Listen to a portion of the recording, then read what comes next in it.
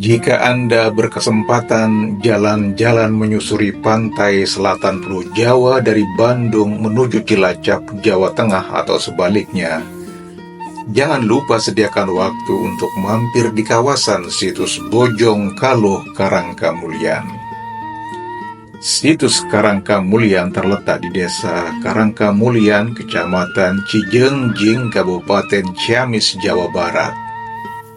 Lokasi situs ini persis di tepi Jalan Raya Ciamis Cilacap sehingga mudah diakses. Di lokasi ini juga tersedia rest area yang baru saja direnovasi oleh Pemda Jawa Barat, sehingga Anda dan keluarga akan nyaman untuk istirahat sejenak sambil menikmati sajian makanan minuman yang dijajakan para pedagang di sisi rest area yang cukup luas. Situs Karangkamulyan mencakup area hutan yang sangat luas, yakni mencapai 25,5 hektar. Situs ini diyakini sebagai pusat kerajaan Galuh pertama yang berdiri antara abad ke-7 hingga abad ke-16 dan berpusat di daerah Bojong Galuh Karangkamulyan. Situs ini juga merupakan cagar budaya yang dilindungi dan dikelola oleh Pemda Ciamis. Setelah beristirahat sejenak di rest area dan sebelum melanjutkan perjalanan, sempatkan berwisata di kawasan situs Karangkamulyan. Dengan biaya masuk hanya Rp6.500 per orang, Anda akan dibuat takjub oleh suasana alami situs Karangkamulyan yang seakan-akan kita dibawa ke masa lalu. Lokasi ini pun cocok untuk pembuatan film cerita kerajaan di masa lalu atau sekedar foto-foto. Kawasan situs yang ditumbuhi berbagai jenis pohon yang berusia ratusan tahun serta rumpun bambu di sisi kiri kanan jalan kuno peninggalan kerajaan Galuh bakal menggugah rasa ingin tahu Anda. Tak hanya beragam jenis tanaman, lokasi ini juga menjadi habitat hewan monyet. Anda sebaiknya waspada menjaga barang-barang bawaan agar tidak direbut monyet yang berkeliaran di dalam kawasan situs Karangkamulyan. Di dalam situs Karangkamulyan, Anda akan menemukan peninggalan kerajaan Galuh yang memiliki sejarah panjang dan kaya mitos. Pengunjung dapat melihat langsung beberapa peninggalan kerajaan Galuh seperti Pangcalikan atau tempat duduk Raja Permanadi Kusuma, Sang Hyang Bedil, Panyabungan Hayam, lambang peribadatan, Panyandaan atau tempat permaisuri melahirkan, Cikahuripan atau tempat permandian permaisuri, makam Adipati Panaikan, Pamangkonan atau Sang Hyang Indit-Inditan, benteng dan parit kuno, serta Patimuan. Di kawasan situs Karangkamulyan juga ada Gong Perdamaian Dunia. Alasan penempatan Gong Perdamaian Dunia di Karangkamulyan karena tempat tersebut merupakan cikal bakal perdamaian semasa kerajaan Galuh. Gong Perdamaian Dunia di Ciamis diklaim sebagai yang terbesar dengan diameter 3,3 meter, sedangkan gong lainnya sekitar 2,8 meter. Gong ini dibunyikan setiap tanggal 9 September dalam perayaan Milangkala Gong Perdamaian Dunia yang merupakan simbol persatuan dan perdamaian. Situs Karangkamulyan tidak bisa dilepaskan dari cerita rakyat dan mitos yang terkait dengan legenda Ciungwanara, salah satu putra Raja Galuh. Situs Ciungwanara yang merupakan bagian dari situs Karangkamulyan memiliki cerita dan mitos yang menjadi daya tarik pengunjung.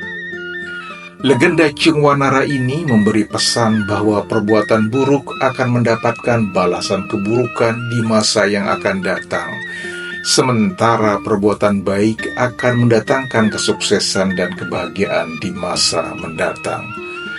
Pengunjung yang berwisata ke situs Karangkamulian akan mendapatkan penjelasan dari seorang pendamping mengenai masing-masing situs dan sejarahnya. Asep Suhendar, seorang pengantar tamu yang ditemui KBA News, mengatakan jalan kuno di Karangkamulian merupakan jalur penghubung kerajaan Galuh dengan Cilacap, Jawa Tengah pada masa lalu. Namun demikian, saat ini jalan kuno tersebut sudah tidak bisa lagi digunakan. Jalurnya dari Karangkamulian ini menyeberangi Sungai Citandui, kemudian lanjut ke Cilacap, ujar Asep Suhendar kepada KBA News di kawasan situs Karangkamulian Ciamis baru-baru ini.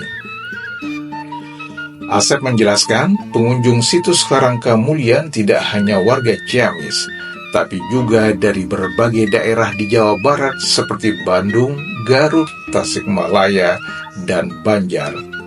Termasuk juga warga dari Jakarta, Bogor, dan Jawa Tengah. Biasanya pengunjung ramai pada hari Minggu dan malam Jumat, bisa mencapai 50-100 orang, kata pria kelahiran tahun 1970 yang dikaruniai 6 anak ini. Asep bekerja sebagai pengantar tamu sejak tahun 2020. Biasanya dia mulai berada di situs Karangkamulian sejak 6 pagi waktu Indonesia bagian Barat. Jika tidak ada tamu, Asep melakoni pekerjaan sebagai juru parkir di rest area samping situs Karangkamulian. Mengenai pendapatannya, Asep mengaku tidak menerima gaji tetap, tapi ia menerima pemberian dari para tamu yang diantarnya. Para tamu memberikan seikhlasnya, saya tidak menetapkan jumlahnya, jelas Asep. Dari semua situs yang ada di Karangkamulian, situs-situs yang menyimpan mitos menjadi daya tarik pengunjung. Situs Panyabungan Hayam misalnya, tempat ini dipercaya dulunya digunakan untuk sayembara. Pada masa kerajaan Galuh, konon setiap memilih pemimpin selalu diadakan sabung ayam. Pemilik ayam yang jadi juara akan dijadikan seorang pemimpin. Menariknya lagi, di tengah lokasi sabung ayam ini ada pohon bungur yang konon sudah berumur ratusan tahun. Pohon bungur ini menjadi tempat yang disucikan dan dipercaya memiliki kekuatan magis. Di sini dulunya terdapat sebuah ritual. Ceritanya begini, seseorang yang berjalan memejamkan mata lurus sampai pohon dan berhasil menyentuh pusar atau lubang di pohon, maka konon cita-cita atau keinginannya akan tercapai. Tapi tentu saat ini kita meyakini terkabulnya cita-cita dan keinginan seseorang karena hasil kerja kerasnya dan atas izin Sang Pencipta, bukan karena berhasil menyentuh pusar pohon di Panyabungan Hayam dengan mata tertutup. Kemudian, Pamangkonan merupakan tempat pengetesan prajurit di masa kerajaan Galuh. Disebut Pamangkonan karena memiliki arti mengangkat atau mangkon dalam bahasa Sunda. Pamangkonan menjadi salah satu daya tarik untuk dikunjungi.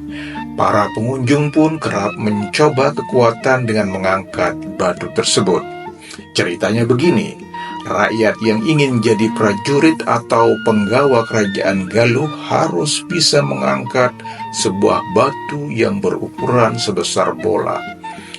Tidak semua orang bisa mengangkat batu tersebut, hanya orang yang punya kesaktian dan kekuatan khusus yang dapat mengangkat batu tersebut. Berikutnya, Cikahuripan merupakan sebuah lokasi sumber mata air yang sangat jernih di situs Karangkamulian. Pada masa kerajaan Galuh, Cikahuripan dipakai tempat mandinya permaisuri raja. Para pengunjung biasa mandi atau sekedar berwudu dan membawa air dari mata air tersebut. Konon mata air itu dapat menyembuhkan penyakit. Selain untuk mandi, air dari Cikahuripan juga bisa diminum langsung, yang tujuannya bisa dijadikan obat, karena cikahuripan datang dari air sumber akar-akaran, bagus untuk pengobatan.